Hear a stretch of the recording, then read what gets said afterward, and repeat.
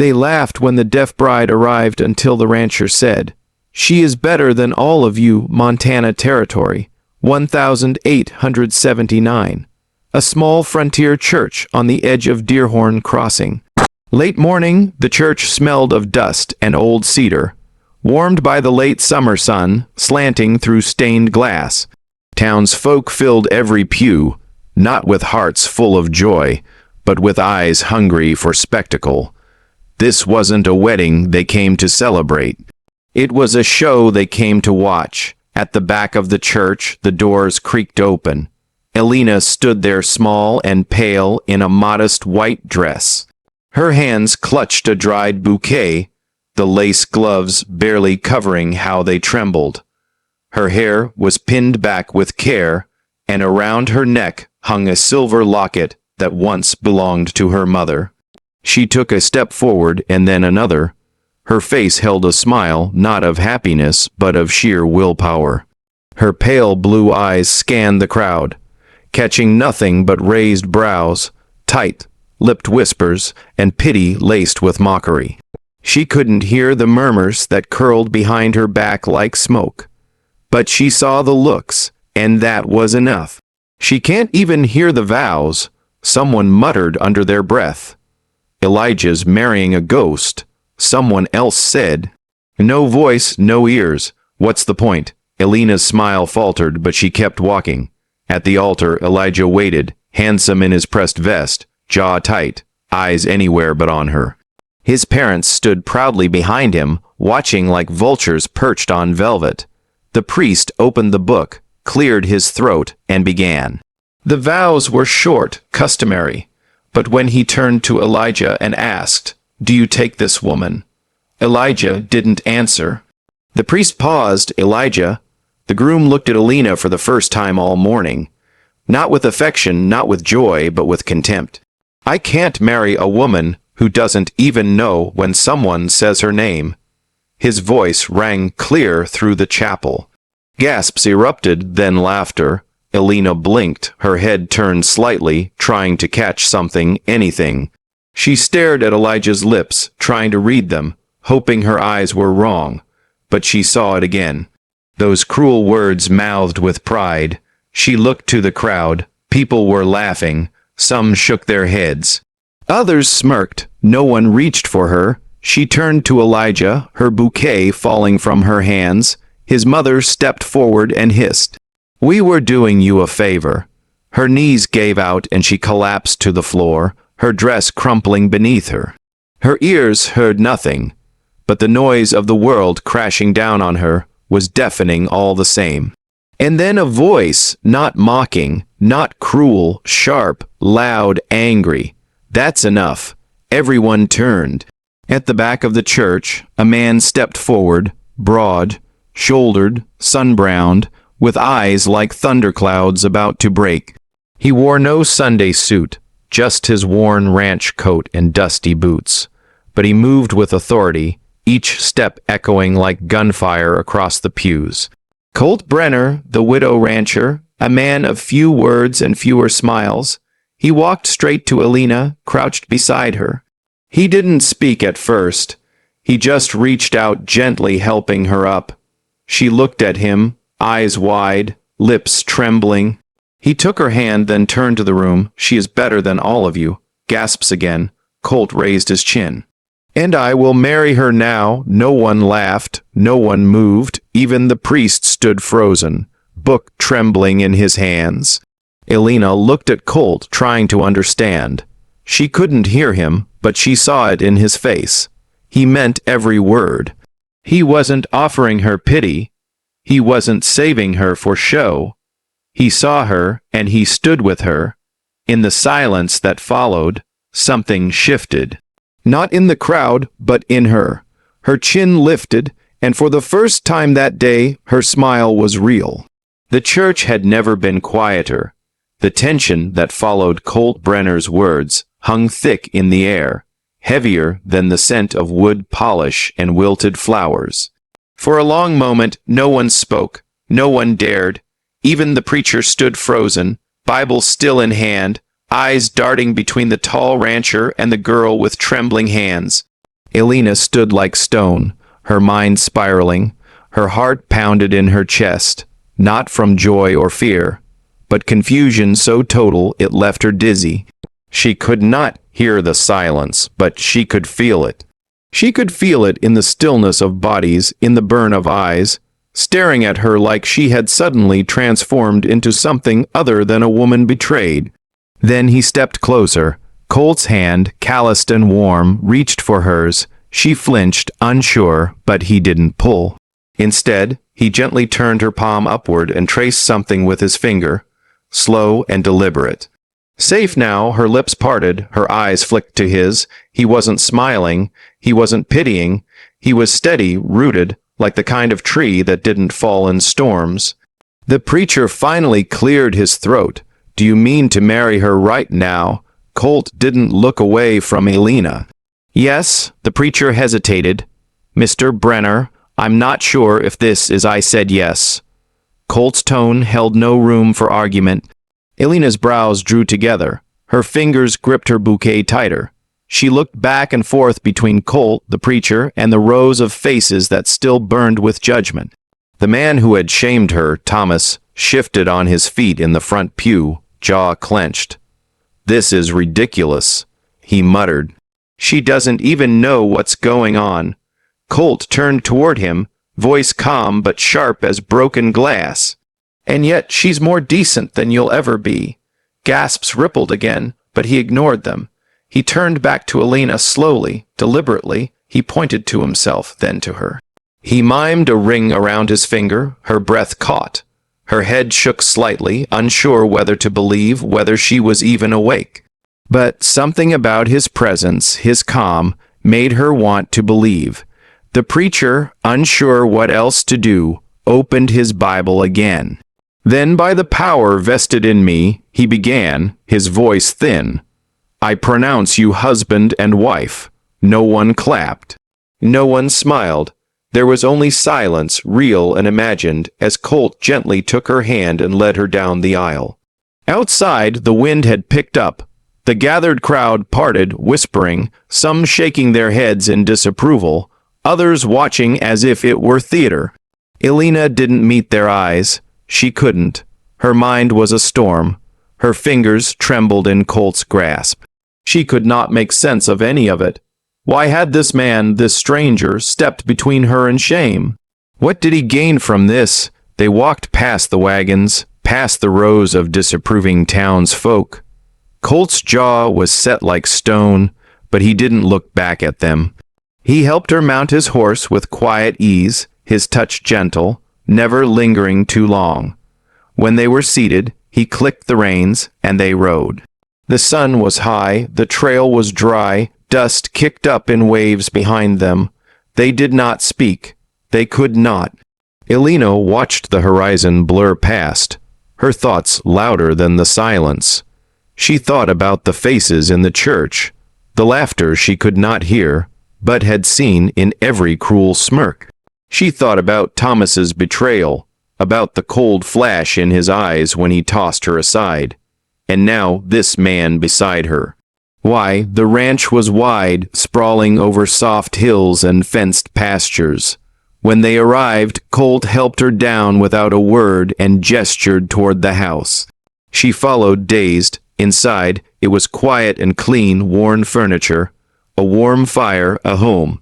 He pulled out a chair for her, motioned toward the hearth, then scribbled something on a small slate by the table. He turned it toward her. "You are safe here. Rest. No one will harm you." Her throat tightened. She nodded faintly, unsure whether to cry or collapse.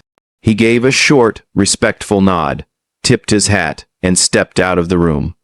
Alone, Elena sat by the fire, clutching the blanket he'd placed over her shoulders. The warmth seeped into her bones, but not far enough to chase the doubt curling in her chest. Why had he done it? Why her? For now, there was no answer, only silence, and a stranger who had offered her dignity when the world tried to take it away. The ranch house was still. Mornings came with golden light spilling through tall windows, painting soft patterns on wooden floors. Elena moved through the halls like a shadow, quiet, unsure where she belonged, unsure if she belonged at all. Colt had made no demands, issued no commands. He simply showed her the kitchen, the porch, the spare room with the small writing desk and fresh linens. Then he left her be. No words, no pity, just space. She found herself drifting, sitting for hours at the wide front window, watching the wind ripple through the grass like a sea of whispers. She could not hear the creak of the house or the chirp of the birds nesting in the rafters, but she felt them in the rhythm of light and movement in the hush of the land. Her thoughts turned inward. Was this silence a kind of prison, or had it always been her companion, faithful if cold? One afternoon, in a drawer of the writing desk, she discovered a small leather-bound notebook and a charcoal pencil. Her fingers hovered over the blank page. Then, in halting strokes, she wrote her first message since the wedding. "You didn't have to, but you did." She left the notebook open on the desk and walked away, unsure if he would see it, unsure if she wanted him to see it. That night she barely slept. When morning came, sunlight lit the room with a soft fire. She returned to the desk and froze. Beside her words, another page had been added, a sketch. It was simple. The outline of an ear cracked through the center, imperfect. A dark line crossed it out, and beneath in rough handwriting, "You hear more than most." Elena stared, her breath caught. She sat down slowly, tracing the lines with her fingers. The message struck something deep within her, something wordless. Colt had seen her, not with eyes full of sympathy or discomfort. He saw her. Tears welled up, unbidden. They spilled silently down her cheeks. For years, she had watched mouths move around her, read lips and guessed intentions, and still never felt heard. Now, in a handful of charcoal strokes, a man who barely spoke had told her she mattered. She bent over the journal, hands trembling. A sob escaped her, not from pain, but from the release of a weight she hadn't known she carried. She wept, not loudly, not desperately, but deeply. She didn't hear a mentor. She only noticed the shadow stretching across the desk, then the soft scrape of boots stopping nearby. Her head lifted. Colt stood there, hat in hand, saying nothing. Their eyes met. She did not hide her tears. She did not wipe them away. Colt stepped closer and knelt beside her. He reached for her hand, not to take, but to offer. His grip was warm and firm like the earth after rain. No words, no question. She curled her fingers around his, and for a long moment they remained there, two souls suspended in the quiet, the unspoken, the understanding. In that silence, Elena no longer felt invisible. She felt heard. The days began to soften. Not with grand gestures or romantic declarations, but with simple routines, with glances held a second too long, with small acts. A blanket folded at the end of a couch, a cup of warm tea placed without a word, a door held open when it didn't need to be. They spoke in fragments, in gestures, in a quiet that had become its own kind of music. One late afternoon, as the golden light spilled across the wooden floorboards, Colt returned from town with something wrapped tightly in brown paper. His boots were muddy, his shoulders tired from the long ride, but his hands were careful as he set the package on the table. Elena sat nearby, journaling as she often did, her pen moving slowly across the page. She paused, looking at the package, then at him. He didn't say anything. He only nodded once, slightly awkward, before stepping back. She peeled away the paper, revealing a worn but sturdy book.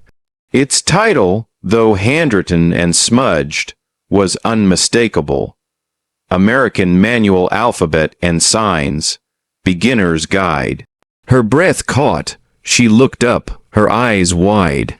Colt stood with his hands in his pockets, pretending to examine something out the window. But the set of his jaw, the tension in his shoulders, he was nervous. She pressed the book to her chest and smiled, not the timid, polite smile she gave strangers, something deeper. From that night on, the book lived beside the fire. Every evening after supper, Colt would sit beside her, back straight, lips pressed tight in concentration. He practiced slowly, his fingers stumbling, gestures stiff, but he didn't give up. Elena corrected him patiently, sometimes covering her mouth to hide a silent laugh. She guided his hands gently, and he let her. The wall between them thinned day by day. He learned to say her name. She taught him how to ask, "Are you cold?" and "Do you want tea?" and "Good night." But what mattered more than any word was how he watched her fully without distraction. When she signed, he didn't just see, he listened. And when she faltered, unsure of how to express a thought, he waited without pressure. One evening they sat on the porch beneath a quiet sky. Stars blinked into view and a breeze stirred the tall grass beyond the fence. Elena's hands began to move, slow, measured, each motion deliberate. She told him about the day her father locked her in the horse stall. She had been 8, restless, unafraid, often labeled difficult. One evening she hadn't come when called, not because she was rebellious, but because she hadn't heard her mother's voice. Her father, convinced she was disobedient, dragged her to the barn, tossed her into the stall like an unruly animal, left her there in the dark. The haze smelled of rot and mice scratched beneath the boards. Her hands slowed. Her chest rose and fell unevenly. She couldn't finish. Colt didn't speak. He stood, walked inside, and returned moments later with a slate board and a stick of chalk. He wrote something, turned it toward her. "You don't need ears to hear the truth. You've always seen it first." Elena blinked. The words didn't demand pity. They offered something more sacred, recognition. Her fingers trembled as she reached for the slate, reading the message again. Then she looked at him, really looked. She reached for his hand, not as a thank you, not as a plea, as a choice. She curled her fingers around his, and he didn't pull away. He held on, and in that quiet touch, that shared breath beneath a canopy of stars, they found something stronger than sound. They found a beginning. The market square buzzed beneath the mid-autumn morning sun, alive with the clamor of town life. Merchants shouted prices over barrels of apples and woven baskets filled with golden corn. Children darted between carts with sticky fingers and bare feet. Horses neighed from where they were tethered, stamping impatient hooves against sun-warmed stone. The smells of cured meat, dust, and fresh bread tangled in the air. Colt and Elena entered from the west road, their steps slow, steady. Colt wore his usual ranch coat, worn but clean. Elena, in a pale blue dress with a sprig of wild flowers tucked into her braid, walked beside him. Her posture was tall, but her fingers curled tightly around the leather strap of her bag. The moment they stepped into the square, the tone shifted. It wasn't loud or obvious, but it was sharp. Voices dropped, heads turned, conversations trailed into silence, then picked up again, too quickly, too forcefully, like paper trying to cover flame. Whispers traveled like wildfire. Stares clung to Elena's back like burrs. Colt kept walking, his palm resting gently against the small of her back. A silent reassurance, but Elena felt the weight. Her spine was rigid. Her smile had disappeared. She couldn't hear the words, but she had long ago learned the language of looks. Then he stepped out from between the feed barrels. Thomas, her former fiancé, dressed sharp, clean boots, pressed vest. His posture screamed pride, but his eyes burned with something uglier. Jealousy, maybe bitterness, or just the need to wound. He crossed the space between them with calculated slowness, the crowd parting slightly. "Well, if it isn't the rancher and his charity case," he said loudly, his voice slicing through the air like a blade. Colt stopped mid-step. Elena faltered. The square seemed to still. Thomas smirked. "How noble of you, Brenner. taking in the town's broken doll. Real brave of you. Makes you look like a proper gentleman." A few chuckles rose from the crowd, thin, nervous. Colt turned toward him fully. "Watch your mouth." Thomas shrugged. "What? I'm just telling the truth. She can't hear it anyway. That's why you chose her, right? Easier to play the hero when your wife can't argue." Elena's jaw tightened. She couldn't catch the words, but she could read the room. The way people watched her, some pitying, some amused, none stepping forward. A voice behind them whispered, "Deaf girls belong in the kitchen, not in the square." Another followed. "What's the point in speaking if they can't understand? Waste of breath." That was when Colt stepped forward. His voice, usually low and measured, rose like thunder. "You laughed at her because she's quiet, but she's the only one who ever listened." Every sound stopped, even the horses fell silent. He turned in a slow circle, eyes meeting the crowd. "She doesn't need to hear your voices to know who you are. You've shown her in every sideways glance, every hushed word. And yet she walks here, shoulders high, more graceful than any of you." Thomas took a step back. "You think that makes you better?" Colt didn't blink. "I don't care about being better, but I know she is." Then Elena stepped forward. She turned to face them all. Slowly, deliberately, she raised her hands. Her fingers moved with precision, sharp, elegant. She signed in silence, her message as clear as any speech. "I may not hear your insults, but I see who you are." Murmurs broke like ice under pressure. She continued, signing slowly, fiercely, one hand to her chest, one to the ground. "I stand here whole, strong, not because of your kindness, but in spite of your hatred." A woman near the bakery gasped and clutched her child tighter. A boy dropped his apple. Thomas opened his mouth, but no words came. He turned and walked away. The crowd remained still, and in that stillness, something shifted. For the first time, they didn't see a girl to be pied, mocked, or dismissed. They saw a woman who didn't need sound to command attention. And beside her, Colt stood silent, steady, proud. He didn't have to say another word because she had already said it all. Autumn painted the valley gold. Leaves drifted like soft fire across the hills, and the scent of cinnamon and cider curled through the town. The harvest festival was coming, a tradition older than the church bell that rang every Sunday. But this year, something felt and different. It began with a knock. Elena opened the ranch door one morning to find a boy, no older than 8, standing on the porch straw, colored hair, wide brown eyes, hands clenched nervously around a frayed cap. His mother stood behind him, quiet. "He doesn't speak," she said gently, "and he doesn't hear, not since he was born." Elena tilted her head. The mother hesitated. "He saw you at the market signing. He asked if you could teach him." Elena's chest swelled. Her throat tightened. She crouched slowly, bringing her hands up. The boy's eyes lit up as she signed, "Hello, I'm Elena." His mouth curved into the softest smile.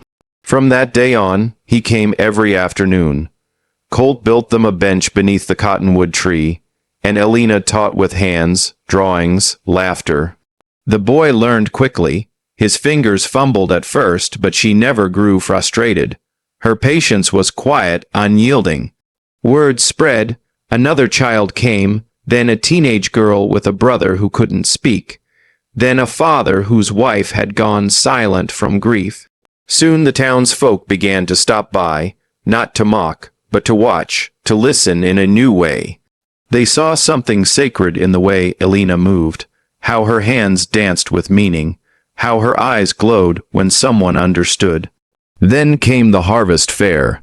The square was alive with color, hay bales stacked high, pies lined up for judging, laughter ringing through the crisp air. Colt stood beside Elena as she watched children chase ribbons across the dirt. The mayor stepped onto the small stage at midday, clearing his throat. "We'd like to welcome a special member of our community," he said awkwardly. Someone who sees things we've missed. He looked. Aunt Elena, would you say a few words? The crowd turned. Elena froze. Then slowly she stepped forward. She turned to Colt, her eyes wide. He nodded, gently squeezed her hand. She lifted her fingers and signed. You once saw me at broken, but I was never broken, just unheard. Now you're learning to listen. And that means more than I can say. She stopped, breath caught. Colt stepped beside her and spoke aloud, translating every word with a voice both steady and proud. When he finished, the crowd stood, silent, then someone clapped, a second, a third, and then the square erupted in applause, loud, raw, thunderous. Elena's hands trembled. Colt looked at her, his voice low. You didn't just speak. He said, you changed them. For the first time, Elena didn't feel like she was on the outside looking in. She felt seen, and more than that, she felt heard. Spring came early that year, not in a burst of color, but gently, like a held breath being released. The frost melted faster than usual, and the air turned warm enough to open windows again. The earth, once hard and unyielding, softened beneath their boots. Trees whispered in budding green, and the wind carried the scent of rain and something new. For Colt and Elena, it felt like the world itself had exhaled. They packed what little they needed and moved into a smaller house on the edge of town. It wasn't grand or fancy, but it had wide windows that let in the morning light, and a porch that wrapped around the front like a hug waiting to happen. It felt honest, open, the kind of place where a life could begin, not just pass through. Out back, they cleared a patch of land. Elena knelt in the dirt, her fingers pressing tiny seeds into soil still damp from the thaw. Beside her, Colt hammered wooden posts into the ground for the fence, wiped sweat from his brow, and built raised beds with care. They didn't speak much. They didn't need to. Every gesture was a word, every look a sentence. In the evenings, they sat on the porch steps, shoulders brushing. Together, they watched the garden stretch toward the sky. Inch by inch, it became a quiet ritual. This watching, this growing. Sometimes Elena would sign something small, beautiful, hope, alive, and Colt would nod, his smile barely visible under the brim of his hat. But it wasn't just a home they were building. Beside the garden, they began to raise something else. A single-room building made of pale cedar and long windows. It was simple with smooth floors and a door that opened wide. It would be a school, a place where silence wasn't something to fear, but something to understand. A place where children like Elena had once been lost, unheard, could now be seen, could now belong. Every night after supper, Colt sat near the window with a worn leather journal. Elena signed stories, pieces of herself, her mother's hairbrush, a childhood tree, a nightmare once soothed by the stars, and he wrote them all down. He never changed her words, never filtered them through his own voice. He became her scribe, her witness. One evening, just as the sky turned to peach and the garden swayed with a gentle breeze, Colt walked toward her with something hidden in his hands. Elena knelt among the rows of green dirt on her palms. Sunlight tangled in her hair. He knelt too, not for show, not for tradition, just for truth. He unwrapped a small cloth, revealing a silver ring, polished, modest. It gleamed softly in the fading light. Elena looked at him, startled, her lips parted, a question in her eyes. He signed slowly, each movement careful, not for duty, for love. Then quietly he spoke, his voice rough, low, and meant only for her. I don't want the world to hear us, he said. I just wanted to see us. Elena's throat tightened. Tears came fast and full, and she nodded. Not just yes, but everything. Their second wedding was nothing like the first. It happened beneath the old cottonwood tree, where the breeze carried laughter and bird song. A few close friends, a handful of children, no priest, no music, only the sky and the land and the love that had taken root in silence. Colt's hands trembled as he slipped the ring onto hers. Elena touched his face. No vows were spoken, but they had already been living them. One quiet day at a Time, the meadow behind the church was filled with light. It was Founder's Day, an old tradition meant to honor the town's beginnings, but this year it meant something more. The townsfolk gathered early. Families brought picnic blankets and baskets. Children wove flower crowns. The school bell rang, not to call for silence, but to invite joy. At the center of it all stood a small wooden stage. Nothing fancy, just planks nailed together, draped with prairie flowers and bunting. Colt helped Elena up the steps, though she didn't need the help anymore. Her balance was firm, her back straight, her presence radiant. Children filed in behind her. Not all were deaf, but many were. Some had learned signing from birth. Others had found it here with her. Their fingers fluttered like butterflies. In the morning light, practicing last movements, sharing nerves. Colt stood just off stage, hands tucked into his vest, watching. Elena turned to the children, signed calmly. Remember, it's not about being perfect, it's about being seen. They nodded, eyes wide. Then the music began. Only it wasn't music anyone could hear. There were no violins, no drums, no piano keys, just hands, just faces, just rhythm created by the human body and spirit. Elena stepped forward first. Her hands moved in sweeping arcs, slow and graceful. The children followed. Some swirled, some moved in place. Their eyes locked on one another.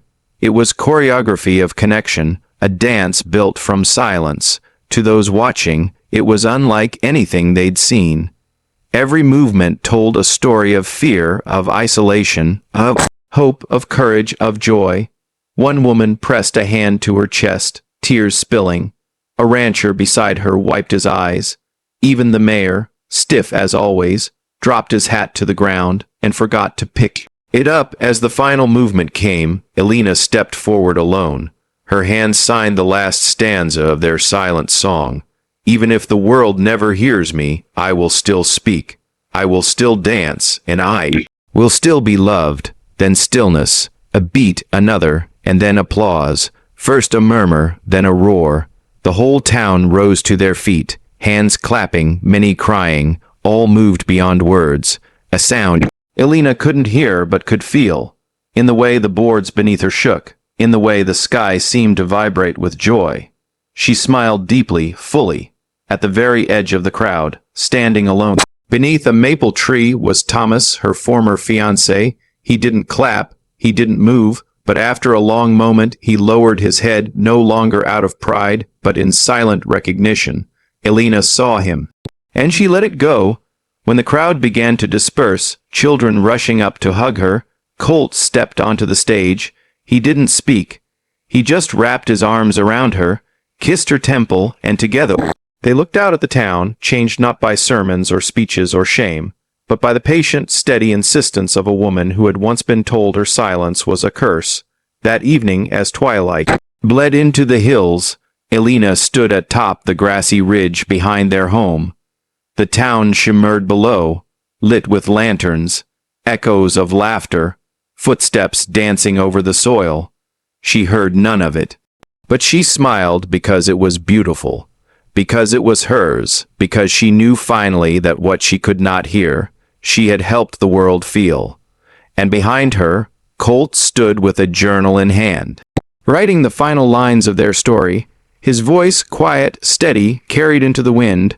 She was born without sound, but she taught a whole town how to listen. Thank you for staying with us until the very end of this story. If Elena's journey moved you, if her silence spoke louder than 1,000 voices, and her courage reminded you that love needs no sound to be heard, then go ahead and hit that hype button to let us know you're listening. And don't forget to subscribe to Wild West Love Stories for more powerful tales of resilience, romance, and redemption set in the untamed heart of American frontier, because out here in the wild, love doesn't always shout. Sometimes it just waits for someone to listen. We'll see you in the next story, partner.